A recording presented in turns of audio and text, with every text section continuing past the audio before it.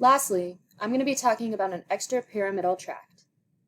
These tracts are pathways which basically send motor signals from the brain to lower motor neurons.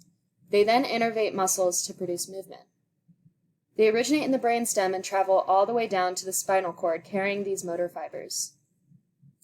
There are no synapses within the descending pathways. The tract I've chosen is the vestibulospinal tract. It arises from vestibular nuclei and ends at the anterior horn cells. Its purpose is to regulate extensor muscle tone and reflexive adjustment of the body and limbs to keep the head stable. It also aids in coordination of the head and eye, balance, posture, as well as motion and spatial recognition and orientation. It uses these motor signals to counteract any small movement to restabilize the body through specific muscles. It originates in the medulla and receives innervation from the inner ear and cerebellum.